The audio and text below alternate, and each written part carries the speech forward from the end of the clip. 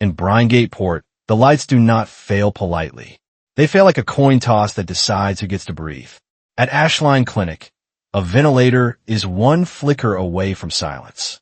A man is bleeding out, and a sealed medical case sits behind a locked cabinet, worth more than food, more than water, more than a name. Then 3 people walk in wearing clinic overalls that look almost right. Their gloves are too clean. Their steps are too calm. They do not ask for medicine. They demand the Lazarus graft kit. How do they know the exact minute the clinic will be weakest? If that kit leaves the building, people will die before sunrise. If the doctor refuses, someone bleeds on the floor. And when the case disappears into the dust, it lands in the bed of one scrap truck driven by a woman who has every reason to run. She does not run. She goes home with the most valuable secret in the city, and the worst man from her past is already at her door. The lights dipped again, and Ashline Clinic flinched with a grid. The lights dipped again, and Ashline Clinic flinched with a grid. A ventilator chirped once, then fell silent for half a breath. Dr. Elora Knox felt the whole room hold its fear, as if the power itself would decide who mattered. Late afternoon in Brinegate Port on Vesper 9, about 200 light-years from Earth. The waiting hall was packed with yard workers, dock loaders, and children with coughs that would not stop. When the lights pulsed and dimmed, people in line jerked like the building might let go. A nurse leaned close, voice tight. The backup cells are heating up. We have minutes, not hours. If they fail, the ventilator stops. Elora looked through the treatment bay window. A man on the gurney was losing blood through a torn forearm, still awake, but fading at the edges. Elora shifted her stance so her body stayed between the gurney and the locked cabinet behind her. Inside that cabinet sat the Lazarus graft kit. It was a plain case that looked like any toolbox. In rust-water blocks, it was the difference between a bruise and a funeral. The bay door opened, and 3 figures walked in wearing clinic overalls. Their steps were too calm, and their gloves were too clean. Their faces stayed hidden behind low visors, like they already belonged in the room. One of them spoke through a cheap voice filter. "Doctor, open the cabinet." Elora did not move. "This is a clinic," she said. "You do not want this attention." The second robber lifted a small device and clipped it to the door frame. The ceiling camera blinked once, then died. Down the hall, other cameras went dark one by one, fast and silent. The first robber kept his voice level. "We are not here to harm you. We are here to take the case. If you hesitate, someone else will bleed." Elora looked at the patient. She looked at the nurse, whose hands were already trembling. Then she looked at the cabinet again, and the question hit her hard and clean. How did they know the exact minute the clinic would be weakest? This was not a random smash and grab. They had time to shift change. They knew the weak cameras. They knew the exact cabinet. Someone had mapped the clinic and chosen this minute on purpose. Elora opened the lock and pulled out the case. It felt heavier than it should, not from metal, but from what it meant to people running out of time. An alarm finally wailed, thin and late. The robbers moved with practiced speed, but not with panic. The first one took the Lazarus case like it was fragile, then backed out, and the others followed with the same calm they had entered with. Elora ran to the comm panel.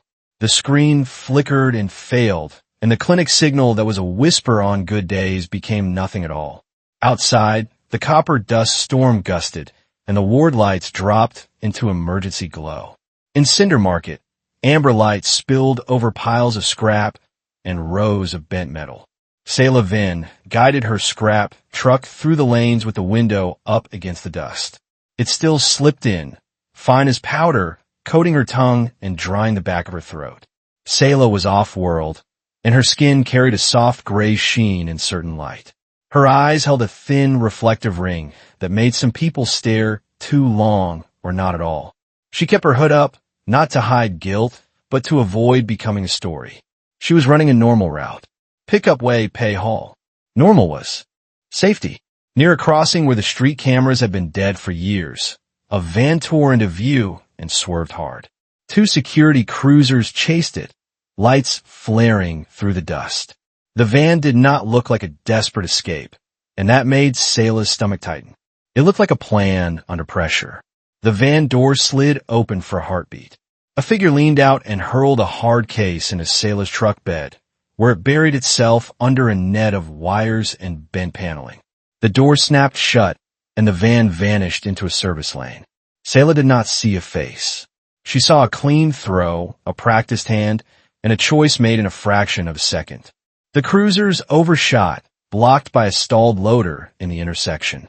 One officer shouted to another, "Cut off Dock 13. Do not let them reach the foundry." Saela's hands tightened on the wheel. Dock 13 sat near Old Foundry District, where empty factories made good cover and bad graves. She drove on as if nothing had happened, because the market kept bargaining and the dust kept drifting, and any sudden move would turn her into a target.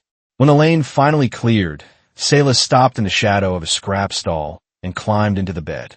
The hard case looked too clean for her world, and a seal on the side showed a helix inside a ring. It was scuffed like it had been gripped too tightly. Saela touched the latch. The case was warm, not sun-warm, but living warm. She did not open it. She slid it deeper under scrap, cinched the net tight, and drove home with her breath measured and shallow. Night came early in rustwater blocks. Streetlights flickered, died, and returned in weak pulses. Saela parked behind her unit and carried a coil of wire inside, so her neighbors would see only routine. She waited in darkness and listened to the building settle into its usual sounds. A distant siren, a generator cough, a door slamming in a different stairwell. Then a knock, soft and testing. Saela stayed still. A click followed at the lock. It was precise, the sound of someone working her door like it was their job. Saela moved to the back room and took a foundry cutter from its hook. It was meant for metal, and she had learned. It could be meant for anything. The door opened without a crash, and 3 figures slipped inside.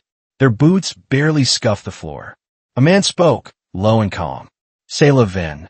Her name in that voice turned her stomach. She stepped forward enough to be seen, not enough to be cornered. "You have the case," he said. "Give it back." Saela kept the cutter hidden behind her leg. "I haul scrap," she said. "I do not haul you mistakes." The man lifted his face shield. He was older than she expected, eyes alert behind tired lids. A pale scar ran along his cheek, a line she knew too well. Memory hit like dust in the lungs. Her father on the floor, her mother reaching, her little brother's hand slipping away. Jorek Malvain smiled like he had earned the right. "You grew up," he said. Saela's voice stayed quiet. "You killed them." Jorek did not deny it. "We did what we had to do. Now hand over the case." One of his crew stepped toward the floor where the case sat under a cloth. Saela moved first. The cutter swung, fast and ugly. The blade tore a sleeve and sparked against the wall, and the crew member jumped back, startled but not panicked. Jorek's expression tightened, and it held more calculation than fear. "Still smart," he said. "That is why we are taking you too." Saela stepped in, ready to finish what she started years ago. Jorek lifted his hand slightly, not to a weapon, but as a signal. The third crew member slid behind Saela with the quiet speed of someone trained for rooms like this. A cloth pressed to Saela's mouth. The chemical bite hit her tongue and throat, and her knees softened against her will. She swung again, but her arm felt far away, and the cutter struck the wall with a hard ring. Hands caught her wrists. A tie snapped tight, then another around her ankles, clean and fast. Jorek crouched close enough that she could smell gun oil on him, the same smell from that old night. "Do not waste your fire," he said. "You are coming with us." Saela tried to speak, but the room tipped and slid. As darkness closed in, she heard the case latch click, and then cold air hit her face as they carried her outside into the dust. Darin Holt arrived at Ashline Clinic after midnight, called from the recovery trace unit with a simple order. Recover the Lazarus graft kit before sunrise. He saw the emergency glow in the corridor and knew the order was already late. Dr. Elora Knox met him at the bay door, her face drawn tight. 3 of them, she said. Less than 2 minutes. They killed the cameras. Darin looked up at the dark lens above the bay. He did not need to be told this was planned, because people who stole food ran, and people who stole miracles walked. He found the small device on the door frame and lifted it with tape. A jammer, he said. Ellera's jaw tightened. If we lose that kit, people die. Darin did not promise anything he could not keep. He followed scuff marks to a back exit, then to a clean cut on a camera line outside. The cut was too neat for panic, the kind made by someone who knew response times. Captain Soren Holt called him on a communications channel. Holt, you have hours. Bring it back. No excuses. Darin ended the call and pushed into the alley, because tonight anyone with money could buy ears. Dust had settled in drifts, but tire tracks still showed through thin crescents in the grit, and he followed them towards Cinder Market where stolen things hid as ordinary. At the crossing where cameras were dead, he saw fresh oil on broken stone and a scrape of blue paint on a metal post. A van had turned here hard, and it had done something here. He watched the market lanes until he noticed a scrap truck leaving with unusual care, the driver keeping her hood up like she did not want her face to become anyone's story. He arrived at Rustwater Blocks 2, late to stop anything. The door to the unit was ajar, and the air held a sharp chemical scent. A tool hung crooked, and the floorboards were warmer in one spot, as if a powered case had rested there. Darin saw a strand of coarse dark hair in the splintered frame and understood the missing piece. The case had been here, someone had come for it, and someone had taken the driver. A patrol channel crackled nearby. They are moving through Old Foundry District. Dock 13 is hot. Dock 13 again. Darin left the building and drove with his lights off. The port towers glowed behind him, clean and indifferent, while Old Foundry District squatted ahead under dust haze, windows broken like teeth. He had been sent for a piece of medical technology. Now he was chasing a kidnapping tied to a crew that moved too clean to be alone.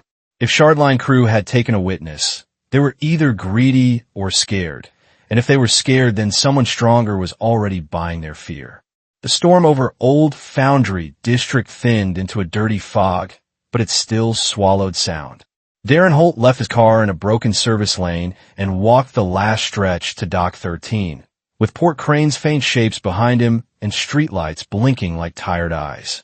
His comm unit sputtered with static as the city repeaters failed again. Captain Soren Holt cut through the noise. Holt, status. On site, Darin said. No lights on the main road. Recover the Lazarus Graph Kit. Do not create extra problems. The call died, and Darin did not try to bring it back. Tonight, anyone with money could buy silence. Dock 13 looked empty from the outside. The gate hung open, but a chain was staged across it like a prop. Darin stepped over it and kept his hands off the metal, moving along the warehouse wall until he found a service door with a new padlock. New meant deliberate. He waited for a gust, then worked the lock with a thin pick. The latch gave without a snap, and the corridor inside smelled of damp salt and old fuel. A single bulb flashed and dimmed, cutting the hallway into slices of light and shadow. Voices drifted from a bay ahead, calm voices, not the sound of people improvising. Darin watched through a crack between crates and saw two Shardline crew guards near a table, weapons down but ready. They were not bored. They were listening for a signal that was not coming. He did not raise his pistol. He used the bulb's next flicker to cross the open strip, and when darkness hit, he was behind the nearest guard. His arm locked around the man's throat, controlled pressure, and the guard fought for a breath before folding.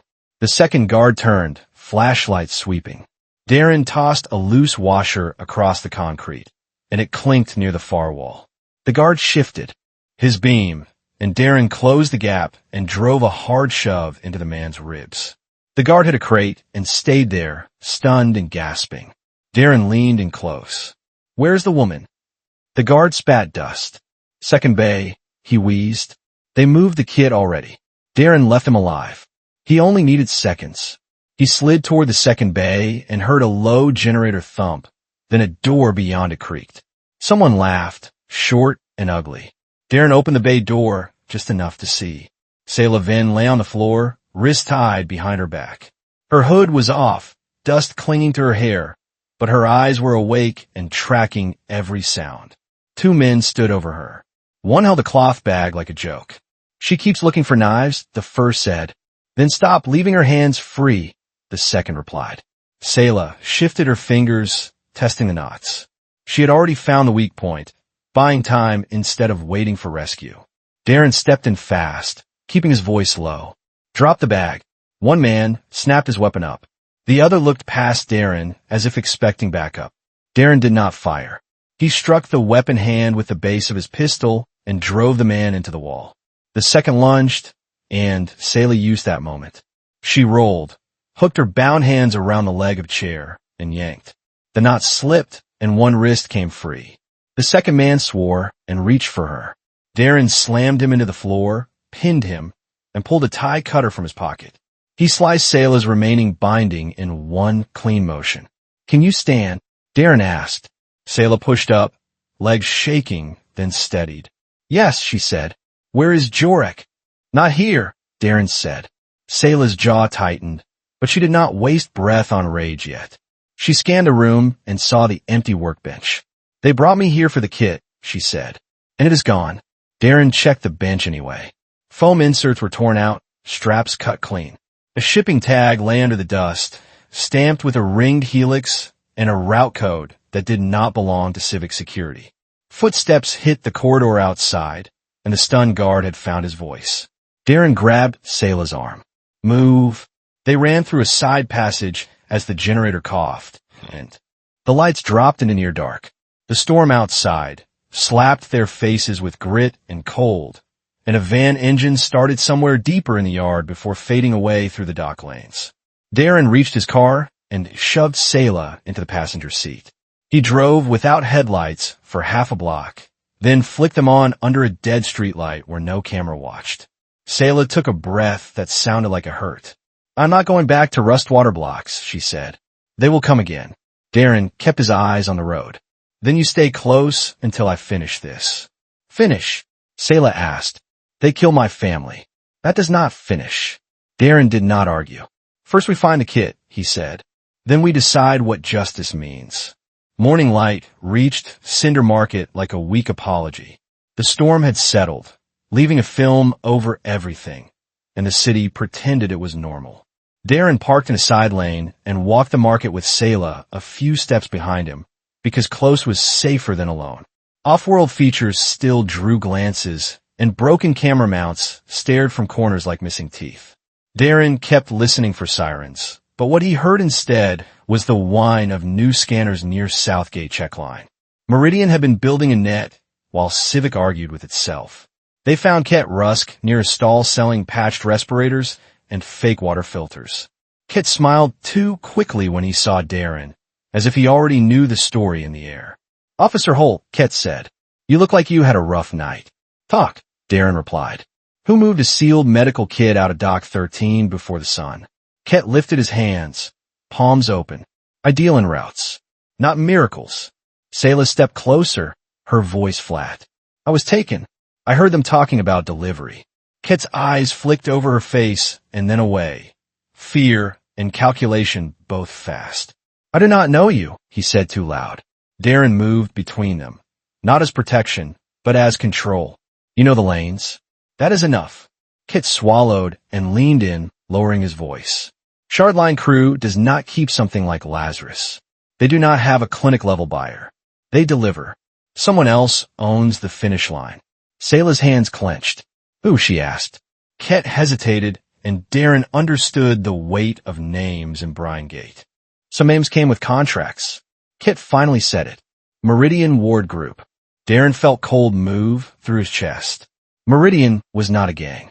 Meridian wore badges that looked official, ran checkpoints, and called it protection. Ket nodded toward the street. And if you say their name out loud, you invite them. A low-engine hum rolled in. 3 gray vehicles eased to the curb with clean tires that did not match the market. People stepped aside on instinct because they did not need sirens when they had reputation. Men and women in uniform jackets stepped out, a ringed helix emblem on each shoulder. Their leader, Marwin Cade, walked forward like the street had been leased to him, and he stopped 2 steps from Darin before looking at Saela. Saela Venn, Marwin said, you are involved in the theft of regulated medical property. Saela's breath caught. I was kidnapped, she said. Shardline crew took me from my home. Marwin gave a polite nod. That is one interpretation. Darin held his ground. This is a civic security recovery, he said. Meridian does not get to rewrite it. Marwan's smile did not change. Meridian was hired for asset control under the Meridian Health contract. Your captain can confirm. He gestured gently, and his team spread out, hands near holsters but not touching them. The threat was not violence. The threat was paperwork backed by weapons. Saela hissed under her breath. They're not law. They're contracted law, Darin said. Mar heard him. Lawful, Marwan corrected. That is the point. Darin looked at Ket, but the broker had already melted into the crowd, leaving Darin holding the weight alone. Captain Soren Hold summoned Darin to headquarters within the hour, and the message came through a cleaner channel, which told Darin Meridian had opened the gate for it. Darin walked into Hold's office with Saela beside him. She did not sit. She stood with shoulders squared, as if refusing to shrink could change the outcome. Hold did not bother with greetings. You made contact with Meridian in the market, Hold said. You made Civic look disorganized. I found the buyers, Darin replied. Meridian is pulling the kit out of reach. Hold's eyes narrowed. Meridian is our partner. They are under contract to stabilize the Southgate check line and protect medical assets. Saela spoke, voice sharp. Protect means sell it back to us. Hell! Snapped his gaze to her. Stay silent. You are not a citizen. Saela did not flinch. I can identify the Shardline leader. Jorek Malvain. He killed my family. He kidnapped me last night. Hold exhaled, as if she had become a problem on paper. Meridian filed a preliminary report, he said. They claim the off-worlder is a suspect. They claim she used civic security to move stolen property. Darin stepped forward.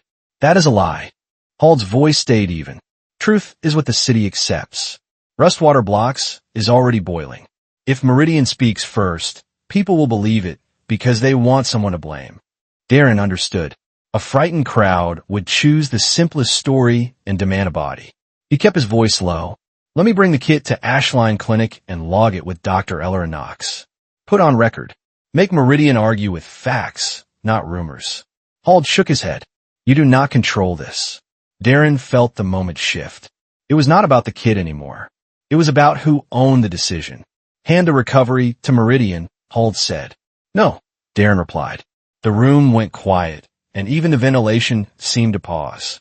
Hold's eyes hardened. You are relieved, Holt. Turn your access card. Leave the kit where it is. Meridian will pick it up. Saela looked at Darin, disbelief turning into something darker. You are giving them the leash, she said. Hold did not answer her. He held out his hand for the card. Darin set the card on the desk. He did it slowly, not as surrender, but as a choice. If people die, Darin said, it will not be because Shardline had better guns. It will be because someone signed the right page. Hold pointed toward the door. Outside, the yard was full of gray Meridian vehicles lined in neat rows. Their crews stood relaxed, confident, like they had already won. Saela spoke without looking at Darin. What do we do now, she asked. Darin stared at the street beyond headquarters, where dust rose in thin waves and the clinic lights were barely visible in the distance. Now we work without permission, he said, and we do it fast. Meridian could lock Ashline Clinic supply doors by noon, and the ward would turn into a waiting room for funerals. Saela nodded once. I am coming, she said. Not for revenge. First, for the people who will not live long enough to wait. Darin opened his car door. Stay close, he said. If we are caught, they will call you a criminal and call me unstable. Saela met his eyes. Then do not get caught, she said. Darin started the engine and drove away from the building that had taken his badge and toward the city that still needed him. Behind them, Meridian Ward Group rolled out onto the road in clean formation, as if they owned the air itself. The next morning, Ashline Clinic smelled like bleach and old fear. The rolling blackout schedule was taped to the entrance, and it changed twice before noon. People stood in line with bandaged hands and gray lips, watching the doors the way hungry men watch a locked pantry. Darin Holt stayed off the main street because his badge was gone and so were his permissions. In Bryan Gate, that meant every camera that still worked could be turned on him by someone with the right contract. Saela Venn walked close enough that their shoulders almost touched. Her hood was up, but her off-world features still pulled eyes. Some faces held curiosity. Others carried the simple relief of finding someone different to blame. They stopped at a cracked wall across from Meridian Care Hub. The building looked clean in a city that never was, with sealed windows and steady lights, even when rust-water blocks blinked and failed. A water truck rolled past, half empty. A guard waved it through a side gate with a motion that said ownership, not assistance. Saela stared at the truck. "They have water," she said. "Ashline does not." Darin watched the gate and counted cycles. Guards moved in pairs, weapons down, but hands never leaving straps. A woman in Meridian uniform stepped out and spoke into a wrist microphone, posture of someone used to being obeyed. Darin whispered, "We are not going inside." "Not today." Saela kept her voice low. "Then how do we see the kit?" Darin tapped the side of his satchel. Inside were trace patch tags he had kept before turning in his access card. Adhesive markers with tiny power cells meant for tracking seized cargo through the port. "By watching what leaves," he said. A clinic door opened. Two Meridian staff pushed a gurney into the courtyard, and the patient wore a gray jacket with a helix patch. He was not a dock worker. He was not a yard loader. He was not someone who would have waited outside Ashline for hours. Another door opened, and Darin saw the Lazarus Graph kit. It rode on a cart like a common toolbox, too clean, too intact, too important to be treated as ordinary. Saela went still. Her breathing changed. On the other side of the gate, a child coughed into a rag and swayed on thin legs. A woman held him up, begging a guard with both hands. The guard did not touch her. He only pointed down the street. "Ashline Clinic," he said. The woman tried to explain. "There is no power. They turned us away." The guard's face did not move. "Not our contract." Saela took one step forward. Darin caught her sleeve. "Not now," he said. "They have it," Saela replied, voice shaking. "They're using it for their own." Inside the courtyard, the Meridian patient groaned. A staff member opened the Lazarus case, and a small hum rose, steady and controlled, the sound of power that did not fail.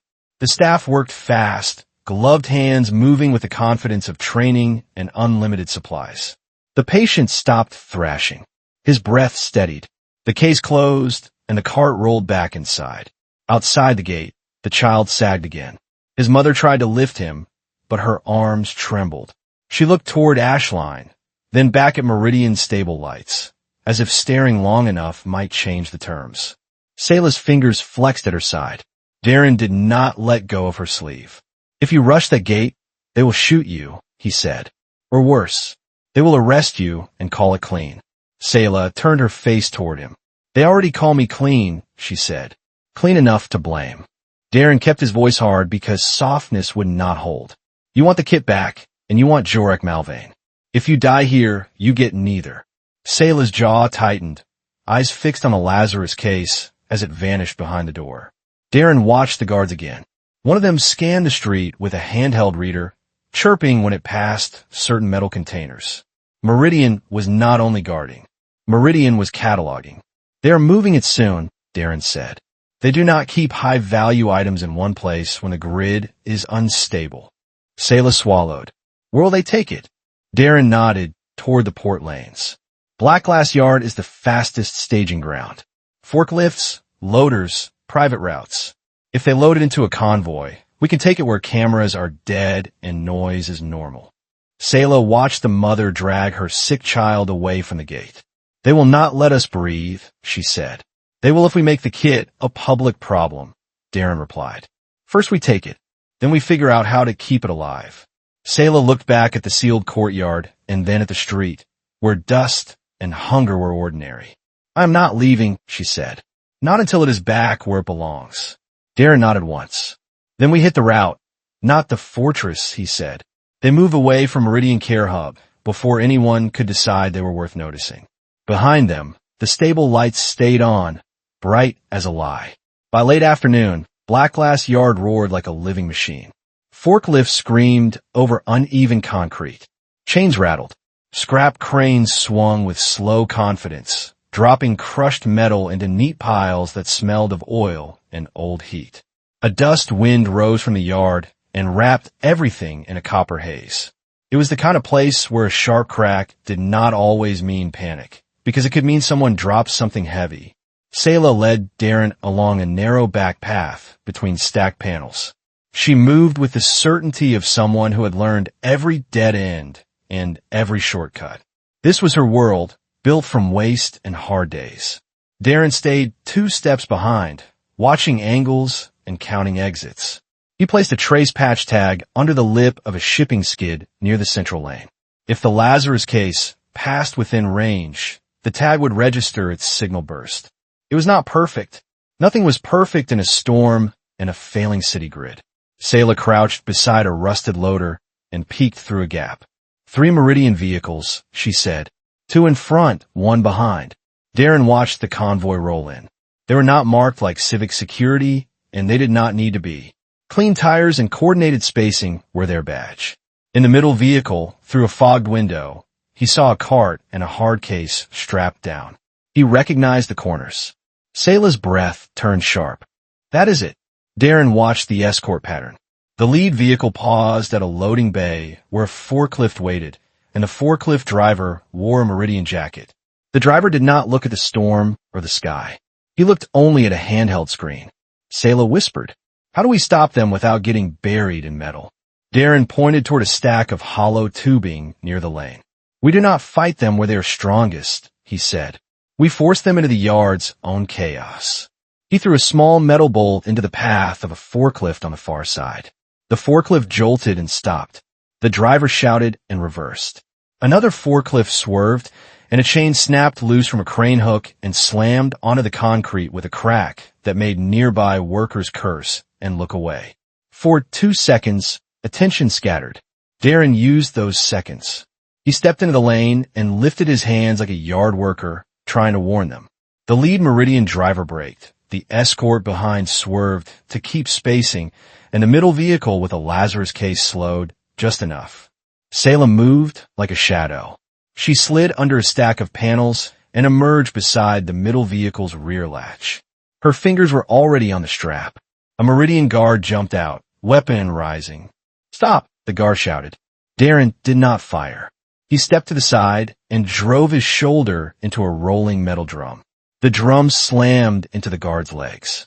The guard fell hard, and his weapon skittered across the dust. Another guard reached for a radio. Darin struck the radio hand and forced the guard back against the vehicle door. Saela yanked the strap free. The cart rolled, and a Lazarus case came with it. A sharp crack rang out and punched metal, not flesh. The sound vanished into the yard's noise, but the danger did not. Saela pulled the case behind a stack of crushed panels. Darin followed, breathing hard, ears ringing from the near miss, and workers shouted angry at the disruption without knowing the stakes. The convoy tried to push forward, but Saela had dragged the cart into a narrow gap where vehicles could not follow. Only people could. Meridian guards spilled out, moving with train caution. They were not panicking. They were hunting. Darin grabbed Saela's wrist and pulled her deeper, into the maze of scrap. The dust made distance feel close. Every step scraped metal, and every wrong turn could be a dead end. Saela knew the yard.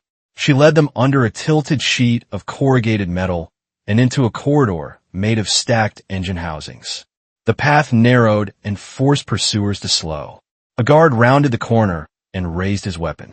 Saela kicked a loose rod off a stack, and it dropped, clanged, and rolled under the guard's boot. The guard stumbled. Darin struck the guard's wrist and twisted, and the weapon fell. They reached a pit where old parts were piled in layers. Saela dropped the case into a hollow space and covered it with a net of wire until it looked like trash again, and that was the point. Darin knelt and unlatched the case. He opened it just enough to confirm the contents, and the Lazarus kit sat inside intact, its status panel glowing.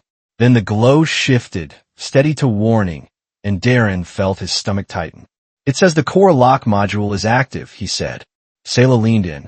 "What does that mean?" "It means we can hold the case and still not use it," Darin replied. "Someone can disable it remotely, or it can lock itself harder if the power drops." The warning blinked again. The panel showed unstable power. Dust blew against the seam. Darin closed the lid and latched it tight. Saela's eyes hardened.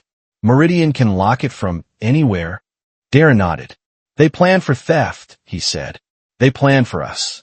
Saela looked back toward the lane where Meridian guards were still searching between stacks. We have it, she said, but it is dead if we cannot keep it alive. Darin listened to the yard noise, measuring time by the rhythm of cranes and engines. Not dead yet, he said, but is on a leash. We need stable power and a way to cut the lock.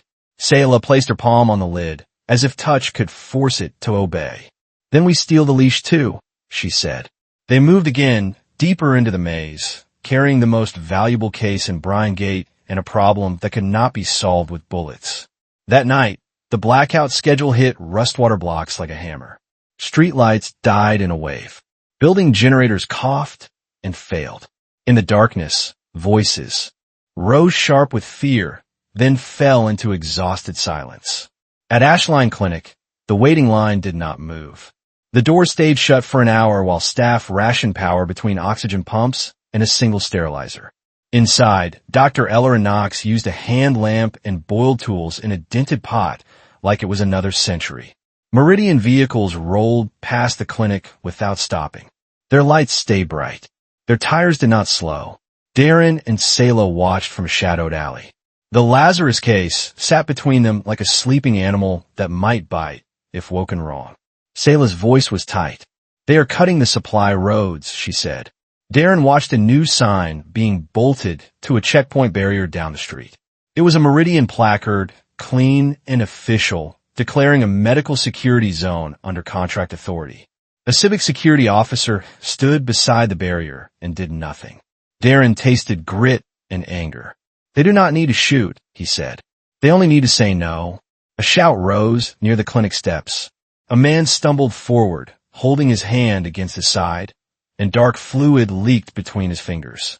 The cut looked small, but the skin around it was swollen and hot, even from a distance. His friend begged the door staff. He needs care. He is burning up.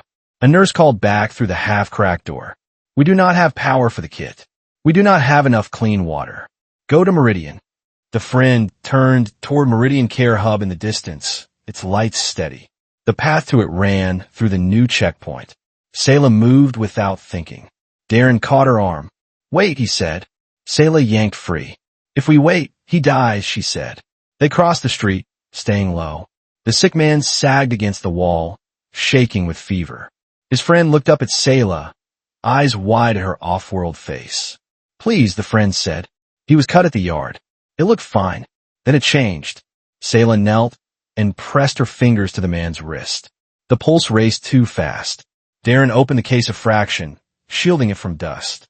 The panel blinked warning again, but Darin saw a limited emergency seal mode still available if power stayed steady. It would be risky. If the power dipped, the kit could lock harder and stay locked. Saela looked at Darin. Do it, she said. A voice behind them cut through the darkness. That is a pretty scene. Saela froze. Darin turned slowly. Jorek Malvain stepped out of the alley mouth with two shardline crew at his shoulders. Their weapons were up, but their eyes were calmer than men in a street fight. They were here for leverage, not noise. Jorek smiled at Saela like he was greeting an old neighbor. You always pick the wrong time to be brave, he said. Saela stood, hands empty, body rigid with control. You followed us? She asked. Jorek shrugged. Meridian cut us loose, he replied. They want the kit clean. They want us dirty. So we take it back and sell it twice. Darin kept his voice level. Step away from the sick man, he said.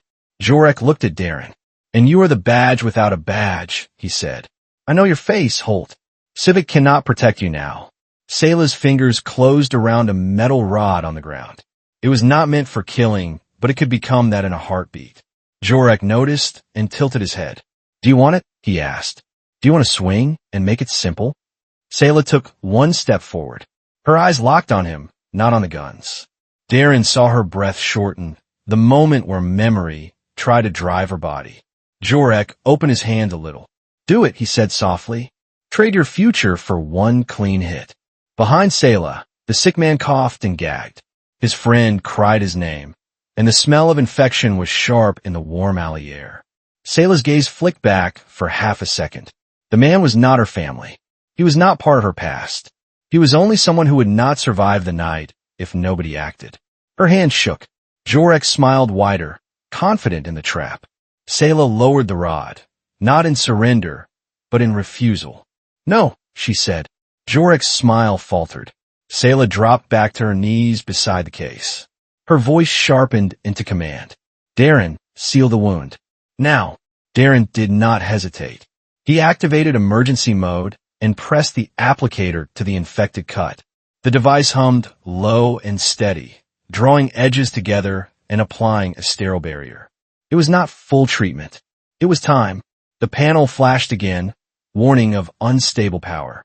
The lock tightened. Saela reached into her satchel and pulled out a compact battery pack she used for her yard tools. It was not a gray cell power brick, but it could hold a steady line for minutes. She connected it with quick hands, jaw clenched. Jorek stared, anger rising.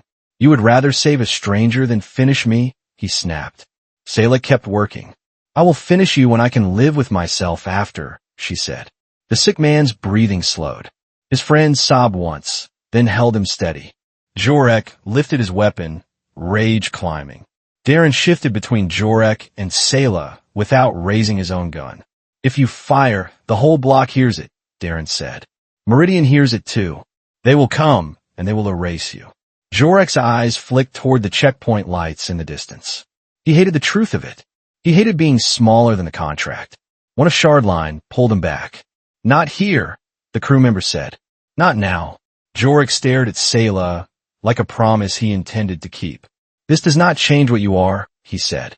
"It only changes how long you live." He stepped away into the darkness, swallowed by alleys he knew as well as she did. Saela stayed kneeling, hands on the battery line, listening to the kit's hum and the city grid shuddering somewhere above them. Darin watched the panel until the warning eased from red to amber. The lock was still there, but the kit had given them minutes of mercy. Saela looked up at Darin, eyes bright with anger and something else. "I could have ended him," she said. "And you chose not to," Darin replied. Saela swallowed hard. "I chose not to," she repeated, as if testing whether it was true. In the distance, Meridian lights held steady while Ashline Clinic dimmed again. The city had made its choice, and now it was hunting the people who tried to make a different one. 2 hours after the alley and Rustwater blocks, Brine Gate tightened like a fist. New checkpoints appear at corners, each one lit by steady Meridian lamps while the rest of the block blinked and dimmed. Wall speakers repeated a loop about public safety and regulated medical property. Darin Holt rode in Saela Venn's scrap truck, the Lazarus graph kit buried under bent panels and mesh. The case felt heavier in his mind then. In the bed, flashing the truth that remote control could shut it down at the worst moment. If city power dipped too far, the kit could turn into dead weight. Saela kept her eyes on the mirrors. "We cannot run forever," she said. "We do not need forever," Darin replied. "We need the release code." They stopped behind Cinder Market where broken cameras stared at Rust. Darin cracked the case open just enough to read the panel, then shut it again. Authorization required. The leash was real, and it was held by Meridian Ward Group. "The code sits in their chain of authority," Darin said. "But Shardline will have delivery confirmation." Meridian and Shardline tied this together. Saela's voice stayed flat. "Then we pull on the knot. We put Jorek Malvain in the middle." Darin did not like the taste of it, but the kit was time itself, and time was running out. "If he gives us a code, Meridian can still track it," Darin said. "Slow step closer." "You kill my family before Meridian ever noticed me," she said. "Do not hide behind them." Jorek lifted one hand, a small signal. His crew shifted, eyes not on Saela, but past her. Darin felt a cold warning. Then he heard it. Smooth engines. Clean rhythm. Meridian vehicles. Jorek gave a shrug that meant survival. "I told them where you would stand," he said. "They told me I can walk away." Bright lights cut the dust. Marwan Cade stepped out, hands empty, jacket clean. "Saela Venn," he called. "Step away from regulated property." Saela's shoulders tightened. Darin dropped from the catwalk and grabbed her sleeve. "Now," he said. They slipped into the maze of scrap corridors, using darkness and metal walls to break sight lines. They moved without running at first, because running drew eyes and Meridian paid for eyes. Saela led Darin through a corridor of stacked engine housings and into a narrow trench where scrap panels leaned like collapsed walls. Dust scraped their throats. Darin tried to circle back. He could see the pallet and the case handle, clean straps, and a forklift operator waiting with a handheld reader, scanning for the kit's tag like he had done it 100 times. A guard spotted Darin's movement and lifted a light. The beam grazed his shoulder and flashed on metal, bright enough to betray him. Darin yanked Saela down behind a crushed hull plate. "If we shoot, they win," Saela whispered. "I know," Darin replied. The forklift rolled forward. The Lazarus case rose off the pallet and onto a cart under escort. The moment Darin had wanted was gone. Jorek did not even look back. "Item was recovered under contract authority," he said. "We will ensure it serves the public in an orderly manner." A civic officer read from a slate. "Saela Venn is ordered to present for questioning. Failure to comply will result in detainment and removal from Brine Gate jurisdiction." Removal. The word landed like a boot on the neck. A civic sergeant drifted past and pressed a sealed notice into Darin's palm. "Captain Soren Holt filed your suspension," the sergeant muttered. "They will call you rogue by sundown." His eyes flicked to Marwan's folder. "If you want the signature behind this lane, look at the portboard," he added. "But do it fast."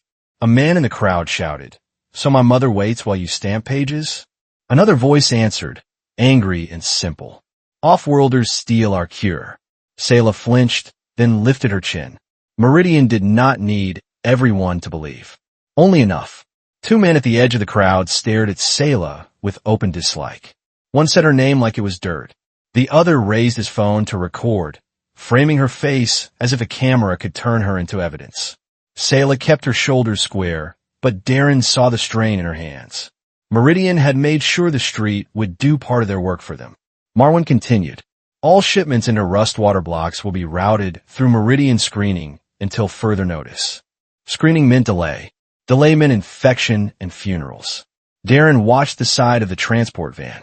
Its route markings matched port logistics codes. Those codes did not come from street contracts. They came from Port Authority board approvals.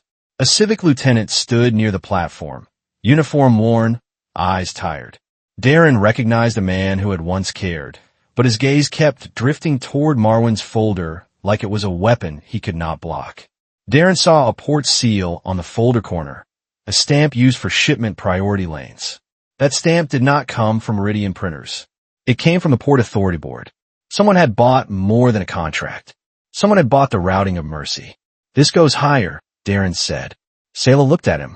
"Can you prove it?" she asked. "Not with a complaint form," Darin replied. "We need witnesses. We need a record that cannot be filed away." Saela nodded once. "Then we stop hiding," she said. "We find someone who saw the handoff and is still breathing." A drone camera drifted overhead. Darin pulled Saela back into shadow as the net tightened. Meridian could write her as a suspect and him as a rogue, and fear would do the rest. Darin met Saela's eyes. "We hit their weakness," he said. "Truth and people who can speak it." Saela's voice was quiet. "And we keep the kid alive long enough to matter," she replied. That evening, the blackout schedule struck early. Ashline Clinic lost power before the sun fully set, and the hall filled with coughing and the hiss of manual oxygen valves. In the dark, the rich part of the district stayed bright. Darin and Saela moved through back lanes toward Black Glass Yard again, not to steal but to survive. The Lazarus case was useless if it shut itself down, and stable industrial batteries had become a private currency. Saela led Darin into a repair shed built from pallets. A mechanic looked up from copper wire and froze. "Saela," he said, "you should not be here." "I need a gray cell power brick," she replied. "And a dust veil jammer, something simple." The mechanic gave a short laugh. "Meridian bought the clean stock," he said. "But there's a foreman locker with one brick and a jammer used for yard testing. If you take them, they will notice." "They already do," Darin said from the doorway.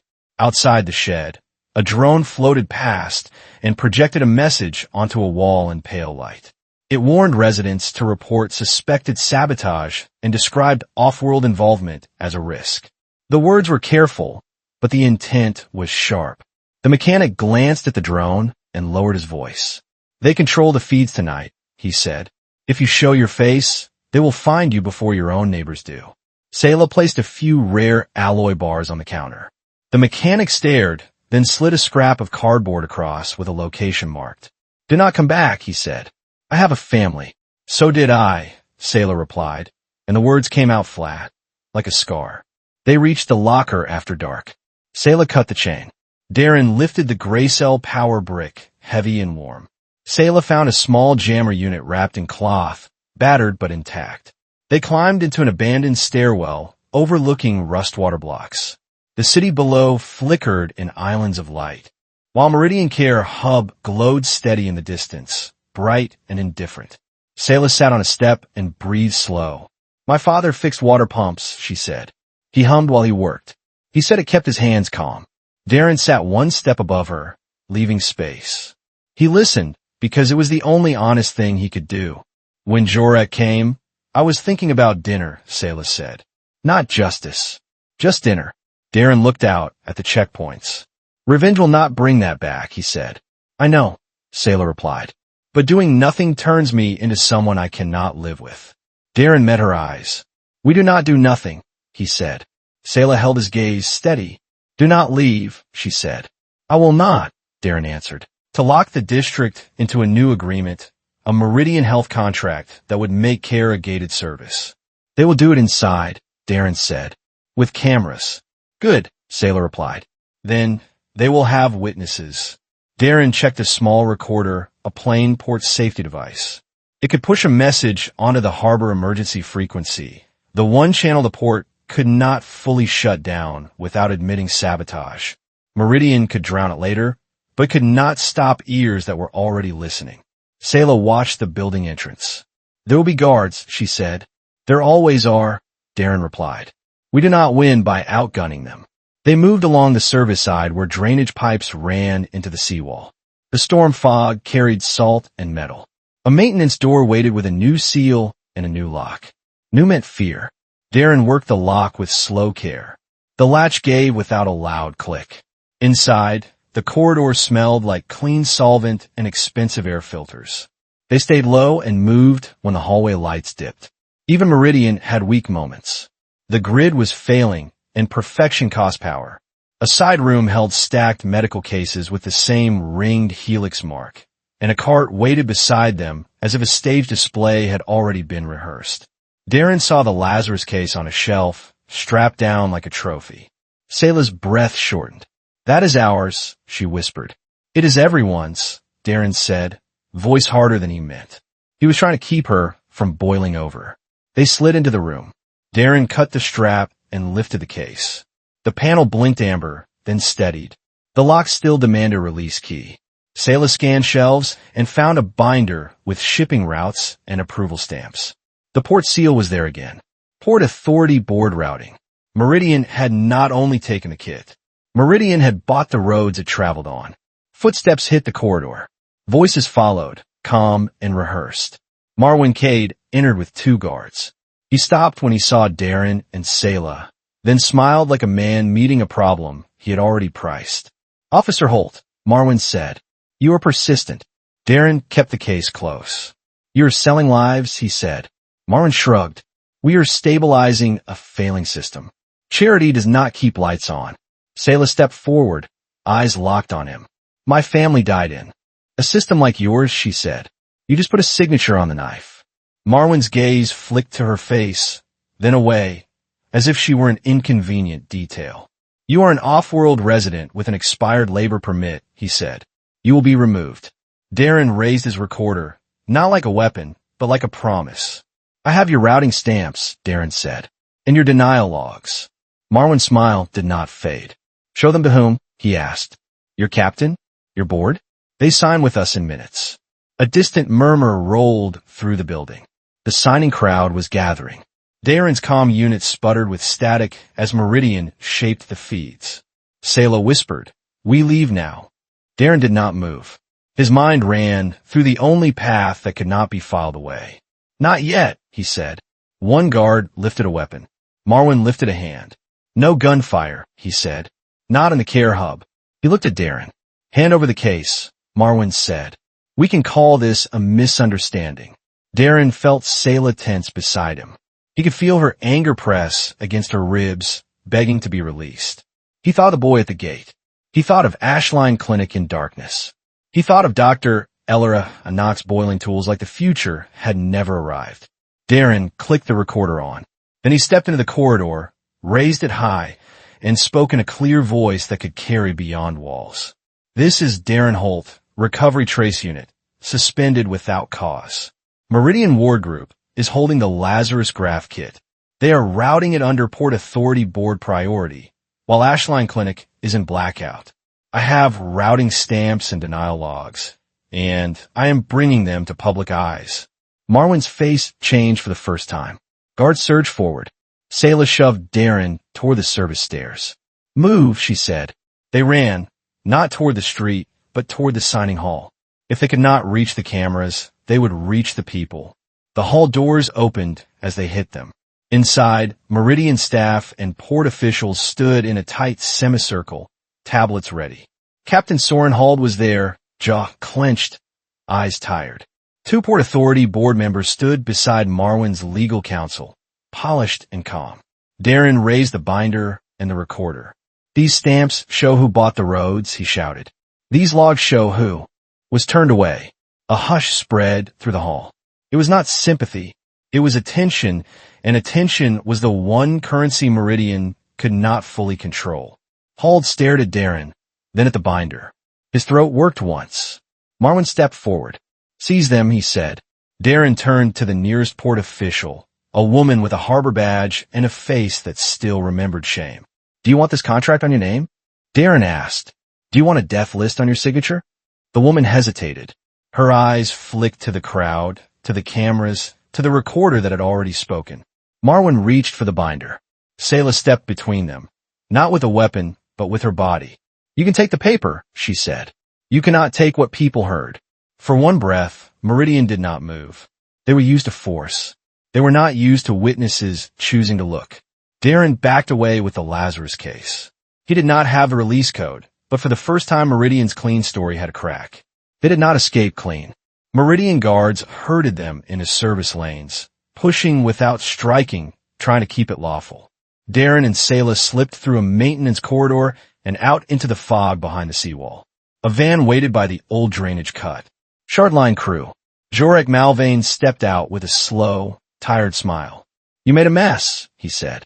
Meridian hates mess. Saela's face went still. You came for the kit? She asked. Jorek nodded. And for my payment, he replied. They promised me an exit.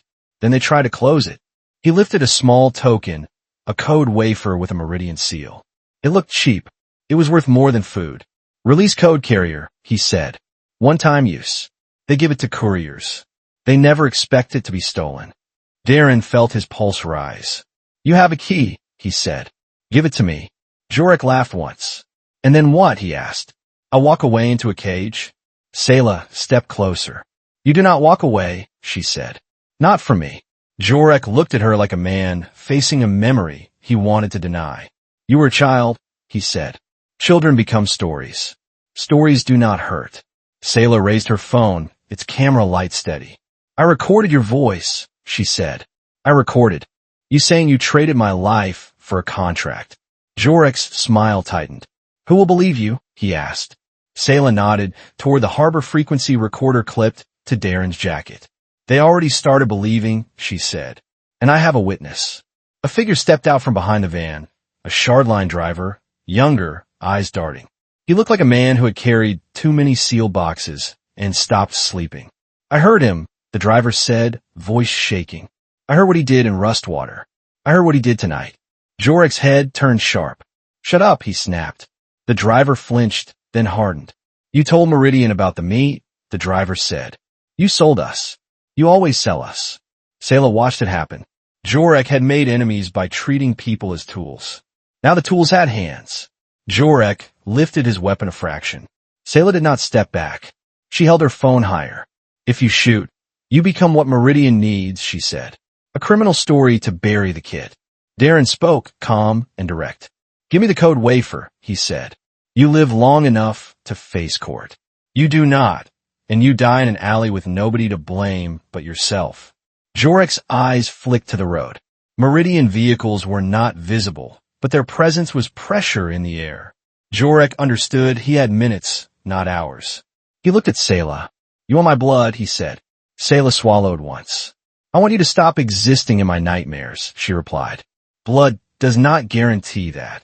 Jorek's jaw worked. Then, with a small gesture that looked like contempt, he tossed the code wafer toward Darin. Darin caught it. Saela stepped to the side, leaving Jorek a narrow path. Go, she said. Run to the people you trusted. Jorek hesitated. Pride fought fear. Then the shardline driver moved fast. He shoved Jorek hard, not as an execution, but as a betrayal returned. Jorek stumbled into the open lane right as a civic patrol vehicle turned the corner, lights flickering weakly. The patrol braked. Officers stepped out, weapons lowered but ready. They saw Jorek. They saw the shardline van. They saw Saela's phone recording. One officer recognized Darin. Holt, he said, confused. Darin held up the code wafer with 2 fingers. Take him, Darin said. He is your witness, and your criminal. Saela did not touch Jorek. She did not spit. She did not strike. She only watched his cuffs closed on his wrists. Jorek's eyes met hers, angry and small. You did not kill me, he said. No, Saela replied. I'll let you live with what you did. For the first time in days, her hands stopped shaking. Morning returned like a thin promise. The sky over Brine Gate Port stayed gray, and the dust wind still carried metal, but Ashline Clinic doors opened again. Darin and Saela arrived with the Lazarus case wrapped and powered. Dr. Ellerin Knox met them at the entry, face drawn from sleepless hours. A nurse stood behind her with a bucket of boiled tools and a ragged mask. Ellerin saw the case and stopped breathing for a second. Is it alive? She asked. Darin held up the Meridian code wafer. It will be, he said. Inside, the hall was full. People sat on the floor. Some leaned against walls with eyes half closed. A man held his arm in a sling made from a torn shirt. A woman rocked a child who was too quiet. Saela looked at them and felt the weight shift inside her. This was what Meridian never had to see when it wrote contracts. Darin connected the gray cell power brick. The Lazarus case blinked, demanded authorization, and Darin placed the wafer against the reader. The lock hesitated, as if deciding whether to obey. Then it released. The kit hummed into full function, steady and warm. It sounded like clean power in a place that rarely heard it. Dr. Ellerin Knox moved fast, hands trained for triage. She did not speak in speeches. She spoke in orders. Bring the septic cases first, she said. We do not waste time. A nurse ran. A man on a gurney groaned as infection heat rolled through him. Ellera applied the kit, sealing and stabilizing, buying the body a chance to fight. The man stopped shaking. His eyes opened, wet with confusion and relief. Outside, a small crowd gathered at the clinic steps. Someone had heard the harbor frequency message. Someone had seen the recording from the signing hall. People came not only for care, but for proof. Meridian Care Hub stayed lit across the district, but the lights no longer looked like authority. They looked like a decision that could be questioned. By midday, Civic Security posted a notice at Southgate Checkline. It cited a review of routing privileges and an emergency injunction on exclusive medical control. The Port Authority board members who had been on camera did not speak to reporters. They slipped into cars with faces down. Meridian Ward Group did not collapse in one clean moment. It was not that kind of enemy. It shrank under scrutiny, then shifted to quieter lanes. Ashline Clinic still had too few filters. Water still came in thin trickles. The grid still failed, and every blackout still threatened the kit. But the kit was here now, and people could see it. That night, Darin sat on the clinic steps with Saela beside him. They listened to the building breathe through strained vents and battered ducts. Far down the street, a Meridian patrol rolled past and did not stop. Saela leaned her shoulder against Darin's, light and careful. I thought revenge would fill the hole, she said. It never does, Darin replied. Saela looked at the clinic door, where a nurse carried out a bucket of used bandages and did not look ashamed. It did something else, Saela said. It stopped owning me. Darin turned his head toward her. And now? He asked. Saela did not smile. She did not need to. Now I work, she said. I haul scrap. But he may figs watikan. I show up tomorrow. Darin nodded. I will show up too, he said. They sat in the weak light and listened to distant coughing fade into quieter breathing. The city was still poor, still bruised, and still dangerous. Hope did not arrive like a gift. It arrived like a task, repeated until it became a habit. In the end, Brine Gate did not change because one contract broke or one gang fell. It changed because two exhausted people refused to let a life-saving tool become a private trophy.